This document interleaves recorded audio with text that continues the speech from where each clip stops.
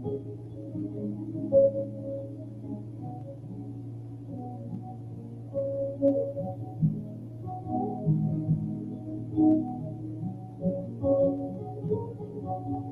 dominion mean? Control, authority over, being a steward of, you have to steward something like that. Did I say we went live or? We're live. But what keep going?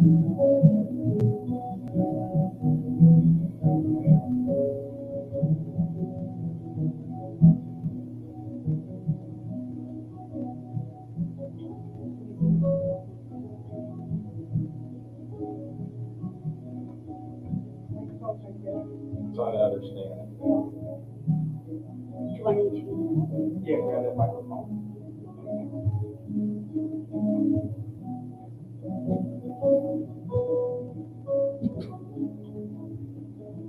Maybe twist it up a little bit. Oh, okay, pretty good.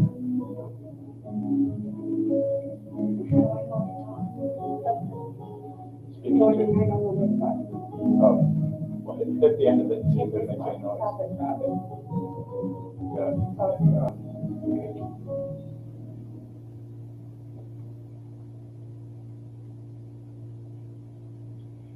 Good morning, everyone, and welcome to Unity of the Seacoast. This wonderful Sunday morning. Hope everybody made it successfully through the big snowstorm of 2023. I'd like to welcome new listeners. If there's any new listeners out there, welcome. If you have questions, please feel free to leave them in the chat. And we'll answer your questions as soon as we can. For everybody who's here, please silence your cell phones if you haven't already. And now I'd like to read the daily word.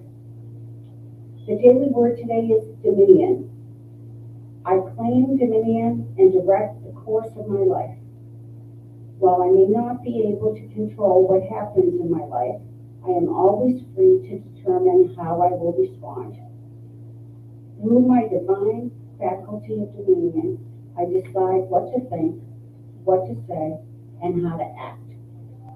If a thought of fear or powerlessness arises, I remember all the wisdom, understanding, and strength of God are within me. Whether I'm organizing my day or moving forward after making a life-altering decision, the principle of dominion is always mine to claim. Knowing this, I move through life with quiet confidence. I am secure in myself and in the knowledge I am a divine being. I claim dominion and feel my life expand into a field of limitless possibility and potential. Psalm 8:6. You have given them dominion over the works of your hands. You have put all the things under their feet. Again, the word for today is dominion. I claim dominion and direct the course of my life. So now I'd like to say our mission statement. Please say it along with me. Our mission statement is, we are a loving, nurturing community dedicated to being a positive path of spiritual living, to awaken oneness with God within us all.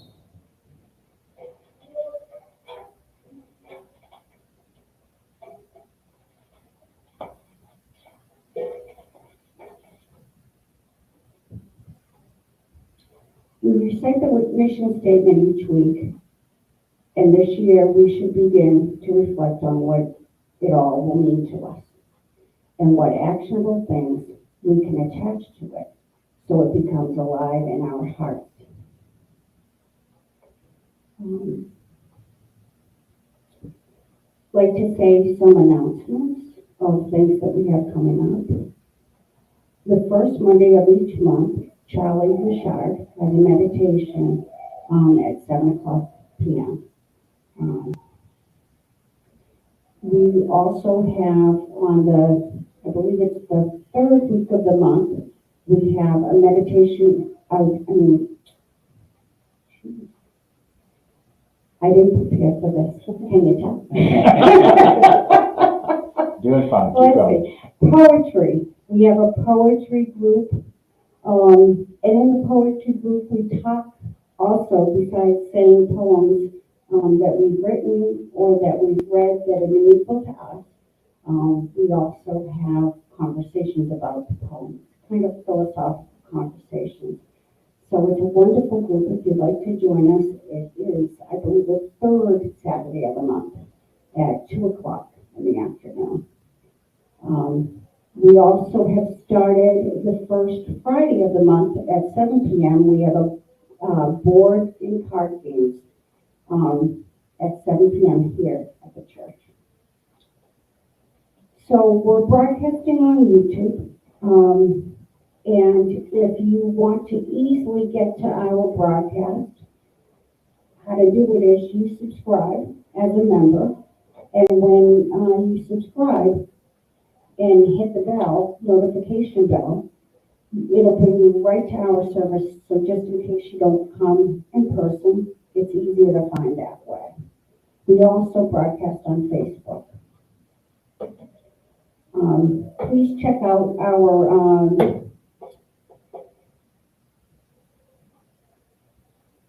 I get the word for it. Webpage. Thank you.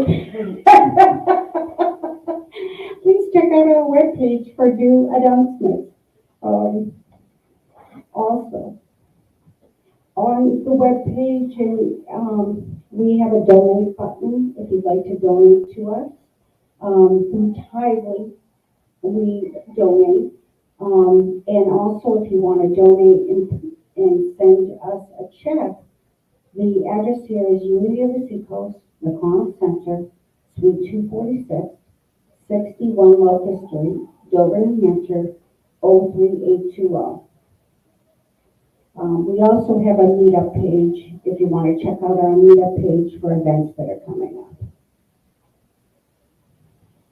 Today, we'll look at daily practices for peace in our life.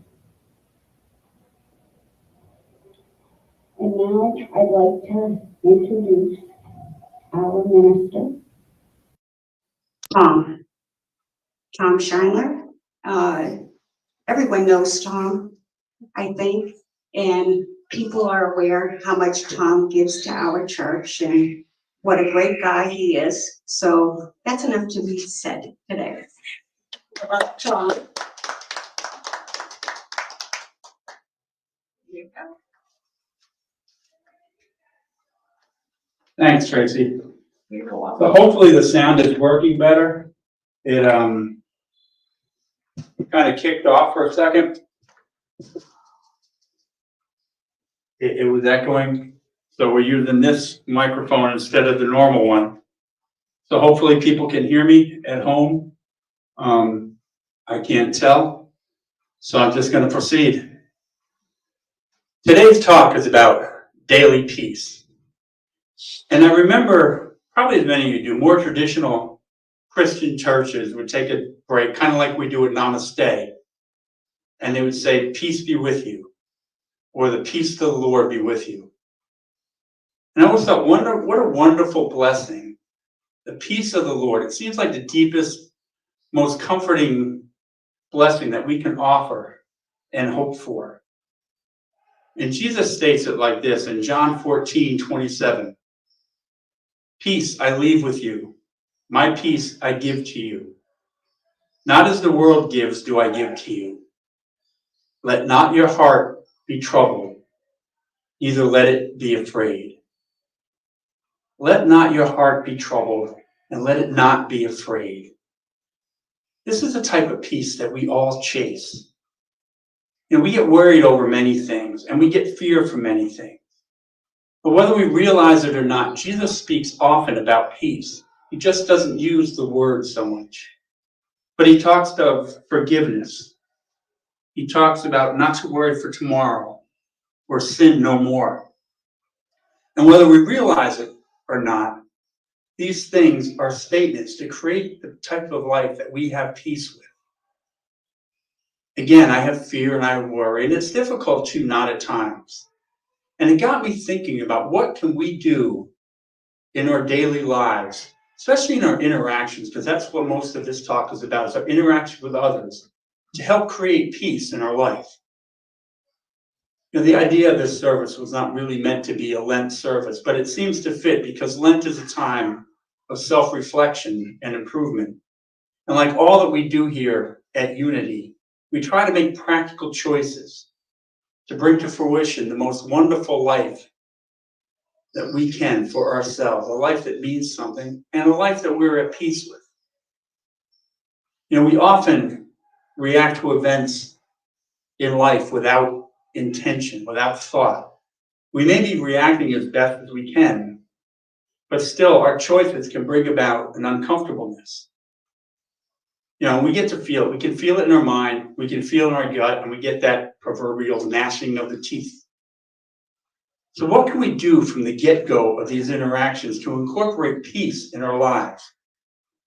We all know that we should relax more, watch the news or avoid stressors. We all know that we should meditate more, so I'm not going to cover those. But what else can we do?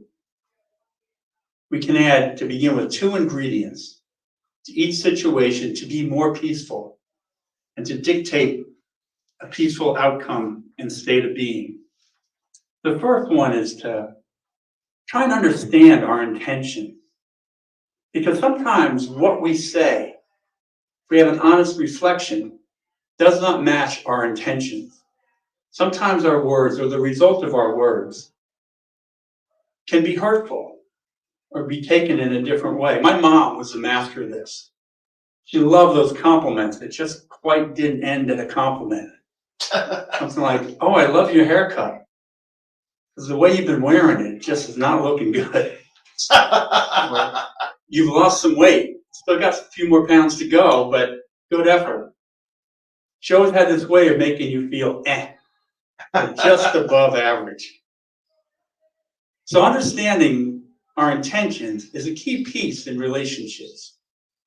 And even when we think we understand our intentions, we really must decide, does our point matter?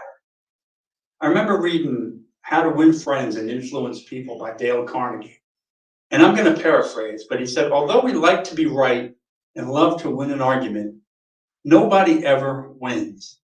We may feel victorious, but is it a win when we know we've hurt the other person? When we've made them feel alienated or isolated in their point?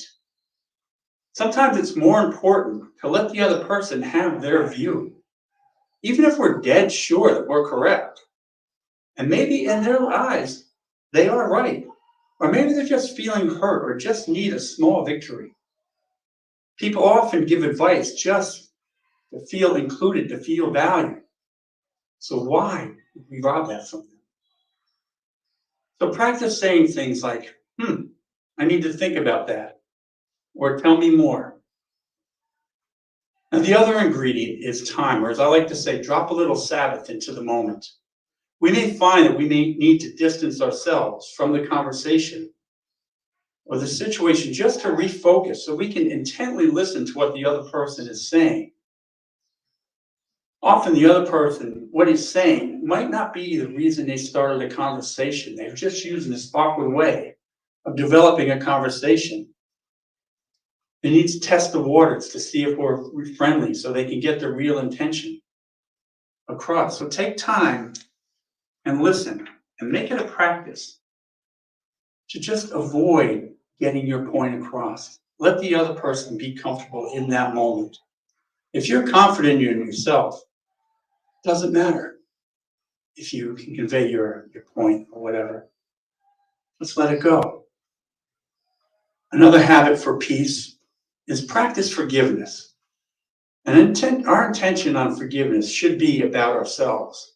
It's nice that the other person to get it, but really it's about ourselves. And we talk about this a lot, so I don't want to dwell on it. But understand that you don't have to agree or even like the person you're forgiving. You just have to drop the weight or the anger that you've been carrying. And dropping this weight or anger is equally as important as when you're forgiving yourself. Acknowledge the things that you need forgiveness for. Make a commitment to change and then let it go. Now, there's a guy named Alan Locos, and he wrote a book called Pocket Peace. And he begins his peace thing with developing a generous heart. Condition yourself to give time and talents. Give a loving comment or a smile. If money is needed, then do so. Even when we don't feel like it. He tells a story of a young Jewish student who asked his rabbi, says, sometimes I just don't feel generous. So on those days, do I have to give others when I don't feel like it inside? And the rabbi responds by saying, the hungry must be fed today, not on just the days that we are in the mood. Because an acts of generosity open a constricted heart. Now, it's not always clear where to be generous to. We're bombarded with charities and fundraisers. I can't open up Facebook without seeing a birthday fundraiser for someone or reading a post about someone in need. And now we're at the beginning of the new presidential election period, and we're going to get bombarded with donations for candidates. So begin with what moves you. You don't have to respond to them all or any of them.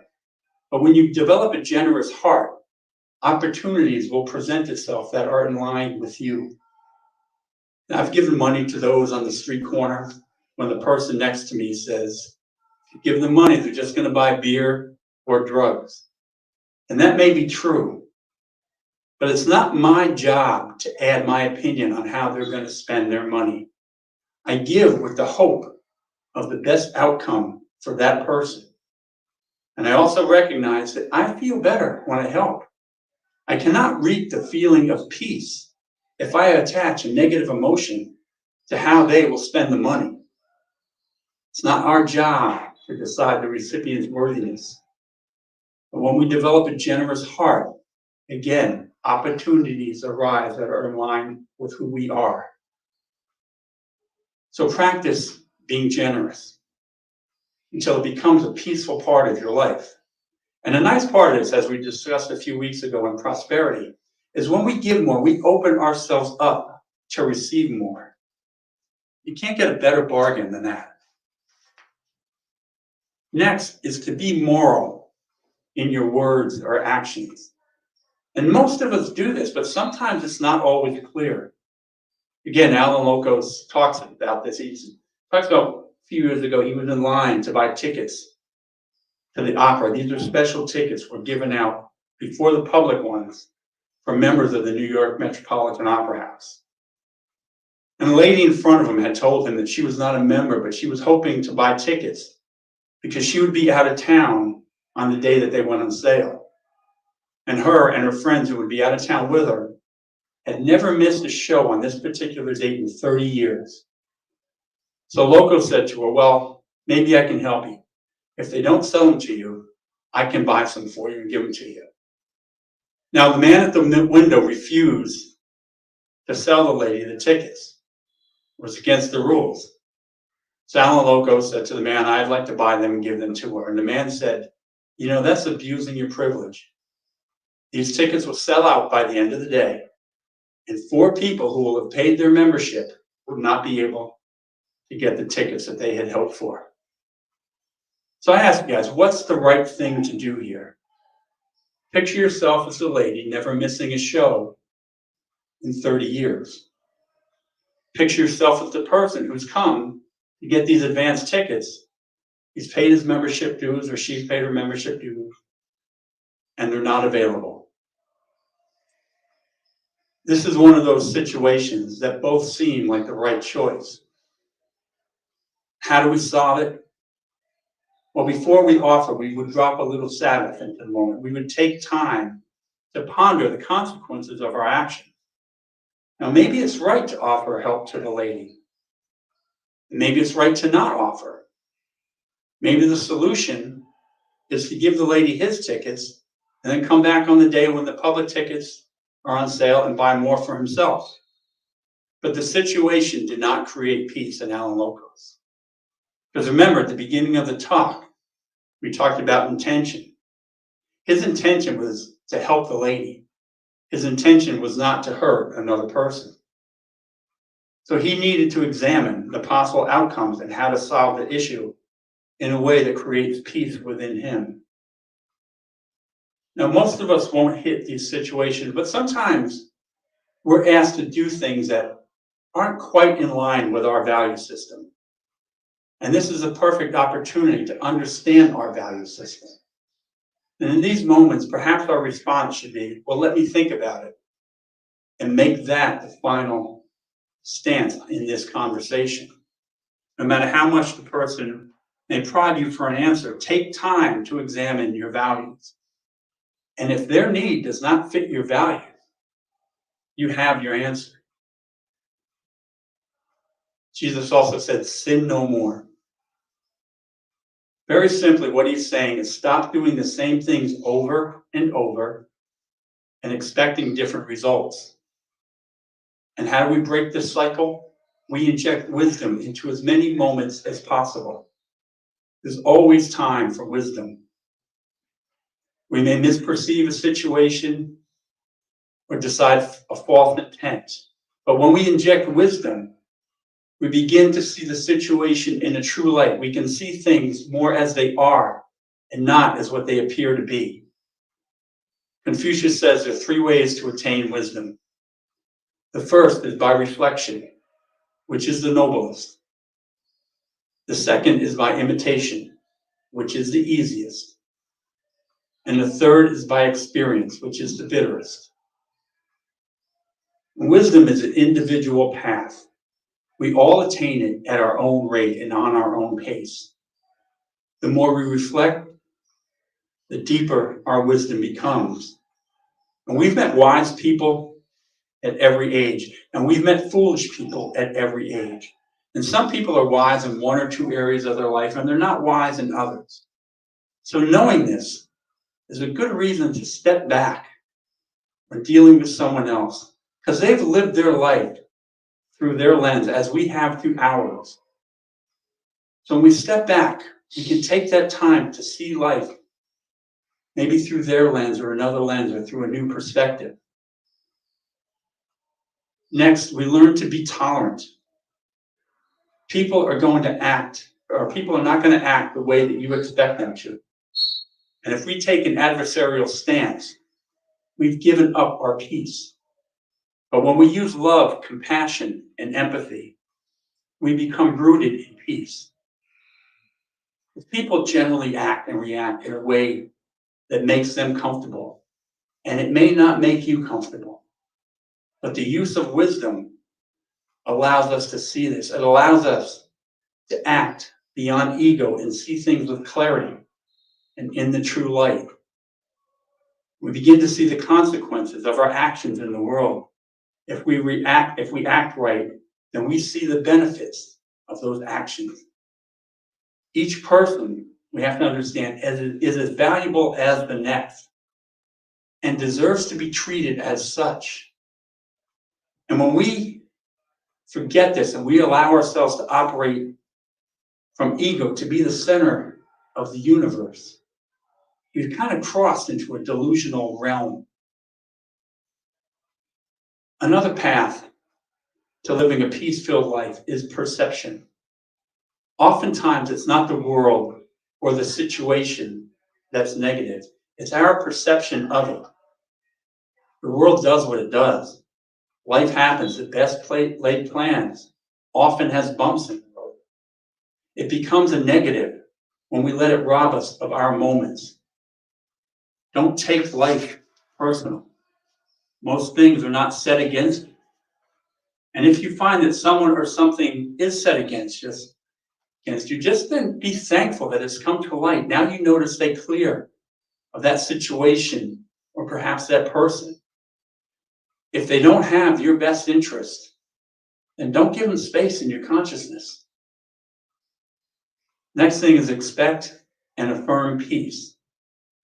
I've always loved that metaphor about 2 men. They wake up, they go into the kitchen, pour a cup of coffee. Each one stubs his toe, spills his coffee. The first guy blurts out, "Great, it's going to be one of those days."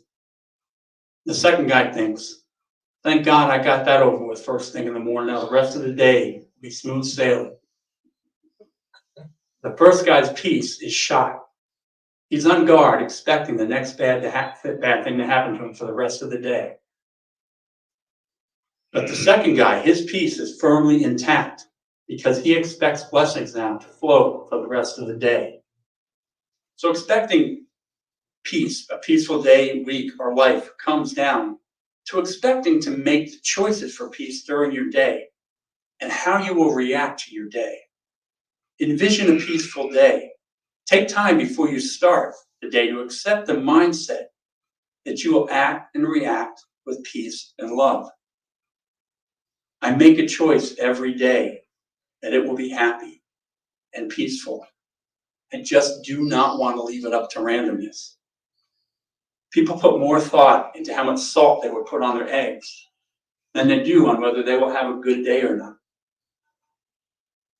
And it comes down to choice. Imagine laying on a raft. You're floating around. It's calm, beautiful. You look up, the sky's beautiful. Now picture the wind kicking up and it gets choppy. You're kind of getting bounced around. You know there's a choice now to make to maintain the calm. You get out of the water. Well, life comes down to these choices on whether we're going to escalate or not. In most situations that we can face, we make a choice for peace. And I'm not talking about emergency or trauma or violence, but I'm talking about the things that we deal with mostly in life. You're walking through the store and there's a couple ahead of you with a cart in the middle. You just kind of want to get around to get to the salad dressing. Or you're driving down the road and the person ahead of you is meandering and you really want to get to where you're going. I got issues too, folks.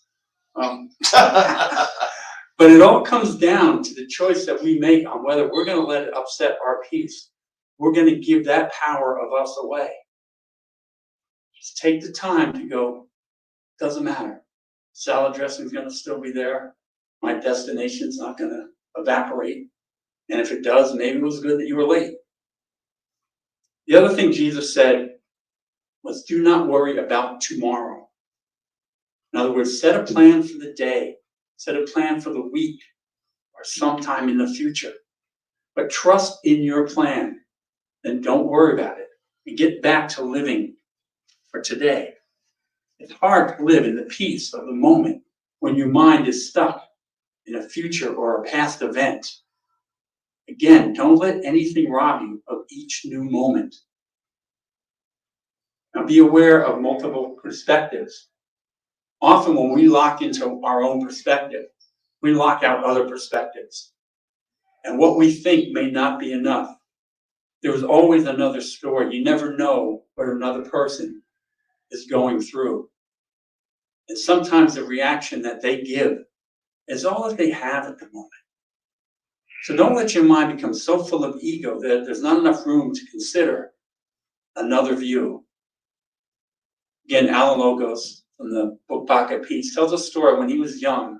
He was in the Broadway production of Oliver. And in one scene, everyone's chasing Oliver. And as he turns to the set to run across, he finds that the whole cast is playing a prank on him.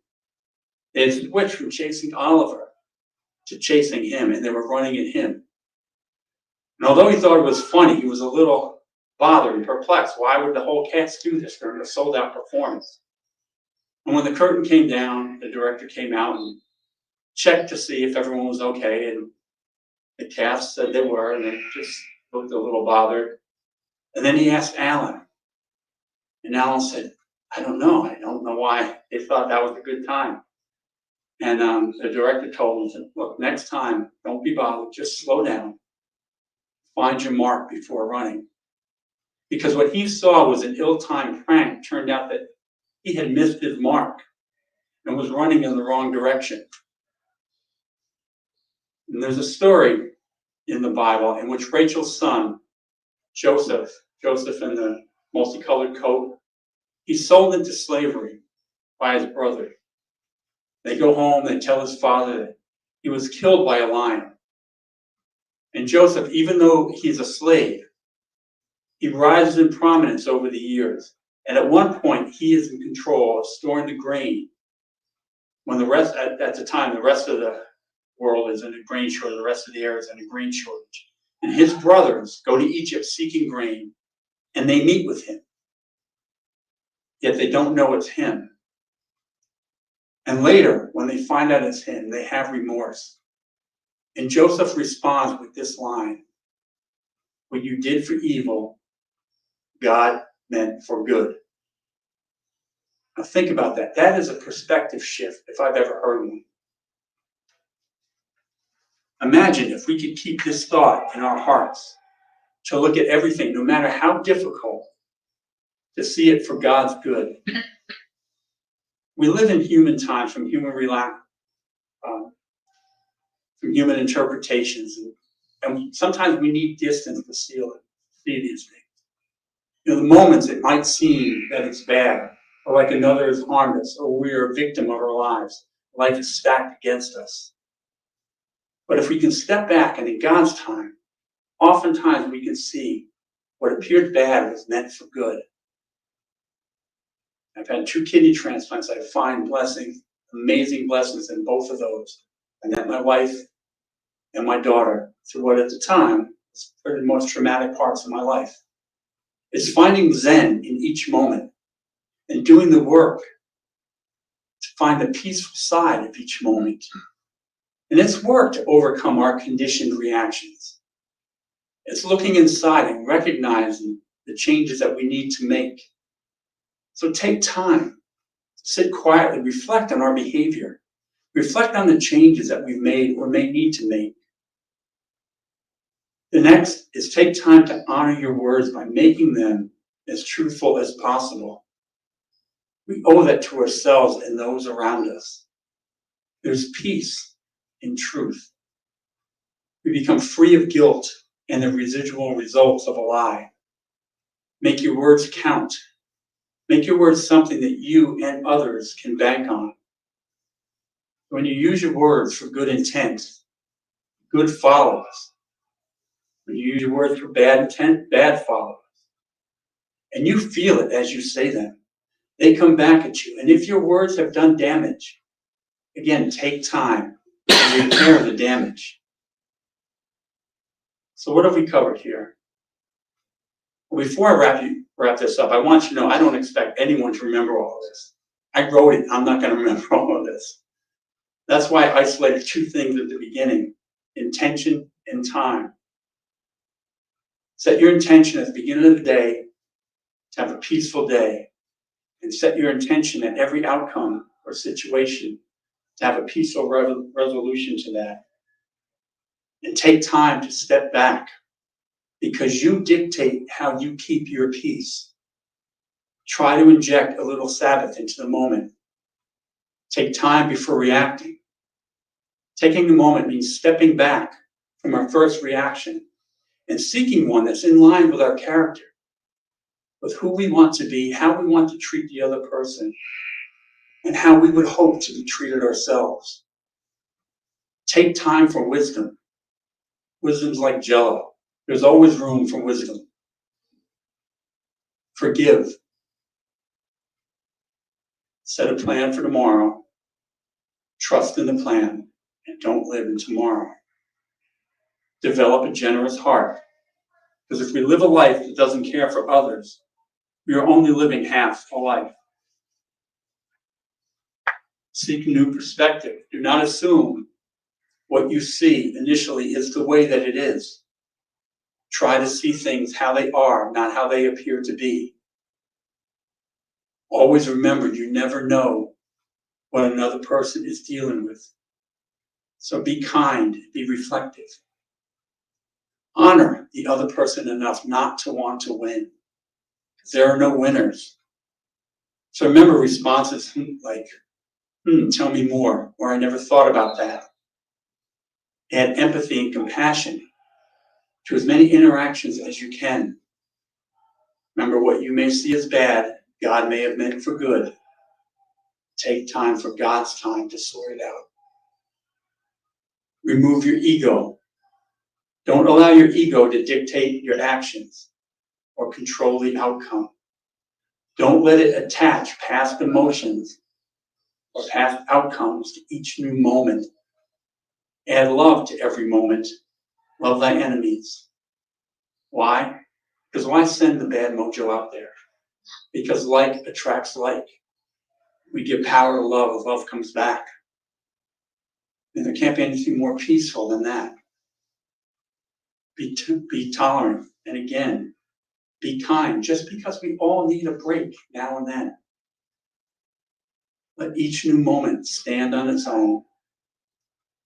Keep in line with your moral compass. Take time to examine both sides before deciding on what is the right thing. Be truthful and honest with your words. Because the world is full of interpersonal reactions, and we can lose our peace here, or we can reaffirm it and make the world a better place for us all. And maybe now and then, just steal that line from Jesus. Think about it, each interaction. Peace I leave with you. My peace I give to you. Let your heart not be troubled, neither let it be afraid. What more can we wish for heaven?